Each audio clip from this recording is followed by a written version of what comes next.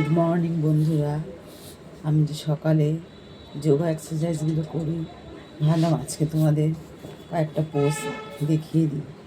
সেই জন্য আজকে এই নতুন ভিডিওটা নিয়ে তোমাদের কাছে আসলাম। আজকের পোস্টগুলোর মধ্যে প্রথমেই হচ্ছে পা ছড়িয়ে বসে মেরুদণ্ড সোজা করে হাত দুটো পেছনে রেখে পায়ের সূক্ষ্ম ব্যায়াম। আজকাল সবার হাঁটুতেই খুব ব্যথা, কোমরে ব্যথা, পায়ের হিলে ব্যথা, এগুলো তো বয়স লাগছে না, অনেকেরই সহজেই তাড়াতাড়ি চলে আসে, আবার বয়সের সঙ্গেও আসে। সেই জন্য আজকে একটা সূক্ষ্ম ব্যায়ামের ভিডিও তোমাদের প্রথমে দেখাচ্ছি। ব্যায়ামটা এইভাবে করতে হবে। পা ছড়িয়ে বসে হাত দুটো পেছনে দিয়ে প্রথমে পায়ের আঙুলের কাজ আমি করছি, একটু দেখে নাও। প্রথমে পায়ের আঙুলগুলো নিচের দিকে থাকবে, তারপরে পেছন দিকে যাবে, নিচের দিকে থাকবে, আবার পেছন দিকে যাবে, নিচের দিকে থাকবে, আবার পেছন দিকে যাবে। এভাবে 5বার করে করতে হবে। তারপরে পাটাকে ঘোরাতে হবে, হিলের ওপরে চাপ দিয়ে পাটাকে ঘোরাতে হবে ক্লকওয়াইজ অ্যান্টি ক্লকওয়াইজ পদ্ধতিতে। আবার উল্টো দিক থেকে ঘোরাতে হবে।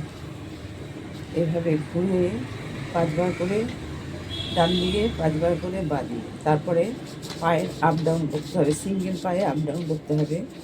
আর সেটা যেন এই নিটা যেন নিচে টাচ হয়, সেদিকে খেয়াল রেখে আপ ডাউন করতে হবে। নিটা এই মেঝেতে যেন টাচ হয়, সেদিকে খেয়াল রেখে পাটা আপ ডাউন করতে হবে। প্রথমে সিঙ্গেল পায়ে, তারপরে জোড়া পা একসঙ্গে করতে হবে। করার পর পায়ের এই নি দুটো নিচের দিকে এমনভাবে টাচ করতে হবে যেন এই নিচে স্পর্শ করে, সেটা খেয়াল রাখতে হবে। যাদের স্পর্শ করে তো ভালো, আর যাদের না করবে তাহলে এই নিচে একটা মোটা টাওয়াল হোক বা বালিশ হোক দিয়ে এই জায়গাটাকে পুরো স্টিফ করে রাখতে হবে। এই পায়ের হাঁটুটাকে স্টিফ করে রাখতে হবে, নিয়ে শ্বাসটা ধরে রাখলে ভালো হয়, তাহলে স্টিফটা ভালো হয়। আবার ছেড়ে দিলে হালকা হয়ে যাবে। ধরে রাখলে এই দুটো জয়েন্ট একসঙ্গে লেগে স্টিফ হয়ে যাবে, আবার ছেড়ে দিলে হালকা হয়ে যাবে। আবার ধরে রাখবো। আমাকে মনটা এখানে রাখতে হবে, যে আমার দেখতে হবে এই জায়গাটা কি স্টিফ হচ্ছে, যেরকম কি লাগছে, শক্ত হচ্ছে, দুটো জয়েন্টে কি একসঙ্গে হচ্ছে, সেটা দেখে আমাকে স্টিফ করে রাখতে হবে। আবার হালকা করে ছেড়ে দিতে হবে। এরকম করার পর নেক্সট একটা হচ্ছে কোমরের জন্য একটা ব্যায়াম।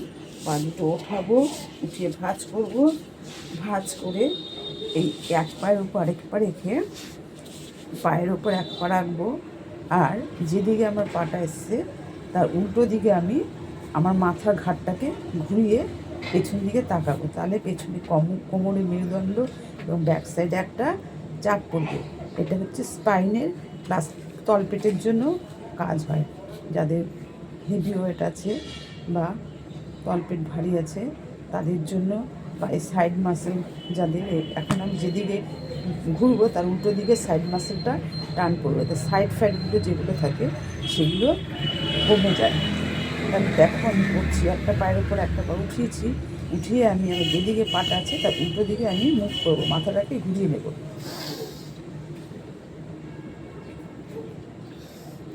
10 সেকেন্ড পর্যন্ত থাকবো, বেশি থাকতে পারলে ভালো। এবার আবার উল্টো দিকে করতে হবে। এটা যেদিকে করেছি তার উল্টো দিকে আবার পাটা এসে আমাকে উল্টো পায়ে এক পায়ের উপর একটা উঠিয়ে দিলাম। যেদিকে আমার পাটা গেল তার উল্টো দিকে আমি এবার তাকাবো।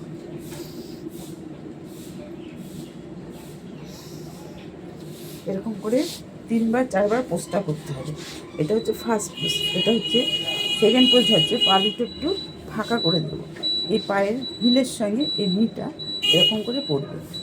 এটাও যেদিকে পা এসছে তার উল্টো দিকে আমাকে তাকাতে হবে, ঘাটটা মাথাটাও পেছনের দিকে তাকাতে হবে।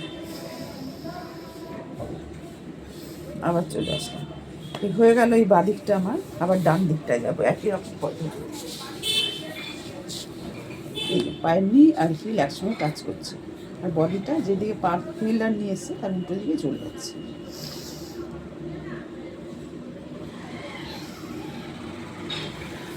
এভাবে 4-5 করে এক একটা পোস্ট করতে হবে, 4 থেকে 5বার করতে হবে। বেশি পারলেও কোনো অসুবিধা নেই, বেশি করলে তো ভালোই হয়।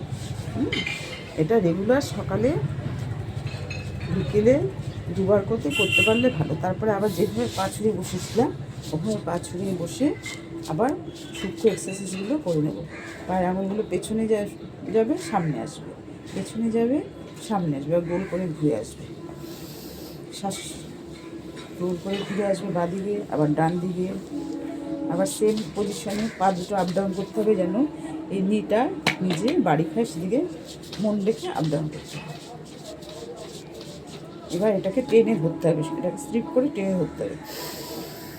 পায়ের আঙুলগুলো, যাদের হাঁটুর সমস্যা তাদের পায়ের আঙুলগুলো নিজের দিকে আনতে হবে। নিজের দিকে আনলে কী হবে, এই যে মাসেলটা স্টিফ হবে। এরকম করে করতে হবে এটা। আর একটা পদ্ধতি আছে হাঁটু ব্যথারি, কোমরে ব্যথারি, ওই আগে দুটো যে করলাম তার মতনই এটা। আমাকে একটা পায়ের ওপর একটা পায়ে এনে এই হাঁটুটাকে ধরবো, এটা ভাঁজ করে দেবো। ভাঁজ করে দিয়ে এই হাঁটুটাকে ধরে একটা হাত আছে, এই হাতটা আমার পেছনে চলে যাবে। আমার এই হাঁটুটা যেদিকে আছে তার উল্টো দিকে মাথাটা চলে যাবে।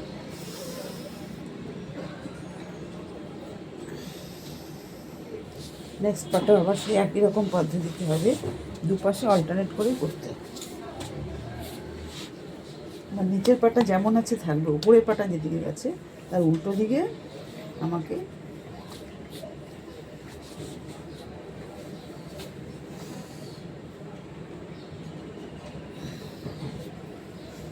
এইভাবে 3 থেকে 5 বার প্রত্যেকটা আসন করলে স্পাইনের এবং সাইড ফ্যাটের এবং পায়ের নিয়ে অনেক উপকারী। আমি এগুলো প্রথমে প্রাণায়াম করে নিই, সকাল থেকে কিছু প্রাণায়াম করেছি, ব্রিদিংটা করেছি, যেটা হচ্ছে আমি অক্সিজেনটা ইনটেক করলাম। প্রথমে অক্সিজেনটা ইনটেক করে তারপরে এইসব ব্যায়ামগুলো করছি। আমি প্রাণায়ামটা করে নিয়েছি, আর প্রত্যেকটা ব্যায়ামের পরেই একটু প্রাণায়াম করে নেওয়া ভালো, তাহলে কি শরীরে ভিতরে অক্সিজেনটা যায়, ইন্টারনাল পার্টসগুলো সঠিক থাকে। প্রাণায়ামের এই মুদ্রা এটা হচ্ছে ধ্যান মুদ্রা, ঠিক আছে। বিভিন্ন মুদ্রা আছে, সেগুলো আমি ধীরে ধীরে তোমাদের যখন করবো তোমাদের সঙ্গে একটু শেয়ার করবো।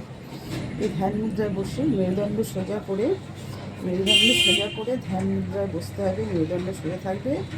আমি নাক দিয়ে শ্বাস নেব, বুক ভরে শ্বাস নেব, আর ধীরে ধীরে সেই শ্বাস বাইরে ছেড়ে দেব। সেটা হচ্ছে একটা রিদিম আছে, আমি যত পরিমাণে নেব, তার থেকে ধীরে ধীরে বেশি পরিমাণে, ডবল পরিমাণে ছাড়বো। অর্থাৎ ঠিক আছে, আমি করছি, নেক্সট টাইম তোমাদের বলছি। এটা চোখ বন্ধ করে করতে পারলেই ভালো, যেহেতু ধ্যান মুদ্রা, চোখ বন্ধ করে করতে পারলেই ঠিক আছে। এই প্রাণায়ামটার নাম হচ্ছে তোমাদের পরে বলছি, আগে আমি করে নিই। আমার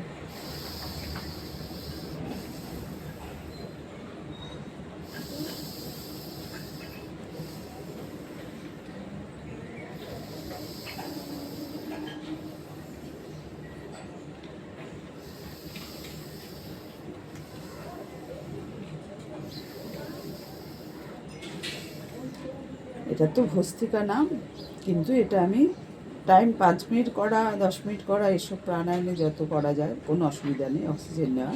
কিন্তু আমি এটা মোটামুটি 10 বার করলাম, একটু ছোটো করে ভিডিও করবো বলে 10 বার করলাম। এই প্রথম প্রাণায়ামটা ভস্ত্রিকা। প্রত্যেকটা প্রাণায়াম যোগব্যায়াম করার পর এই প্রাণায়ামটা করে নেওয়া ভালো, তাহলে ভেতরে অক্সিজেনটা আমাদের ইনটেক হয়, শরীরের পার্টসগুলো সতেজ হয়, নার্ভগুলো সঠিক থাকে। আর তারপরে পাগুলো ছড়িয়ে বসে নেক্সট এক্সারসাইজগুলো করলেও পায়ের শরীরের প্রথমে সামনে পেছনে, তারপরে ঘুরিয়ে বাঁদিকে, তারপরে ডান দিকে ঘুরিয়ে, তারপরে সিট পায়ে আপ ডাউন করে, তারপরে জোড়া পায়ে আপ ডাউন করে নিচের দিকে টেনে দেবো। ঠিক আছে বন্ধুরা, আজকে এইটুকুনি দেখালাম। নেক্সট টাইম দেখি আরও কিছু পারি কি না। নমস্কার, ভালো থাকবে সবাই। শুভ সকাল, আজকে সকালটা ভালোভাবে শুরু হোক। বাই। ওম ওম ওম।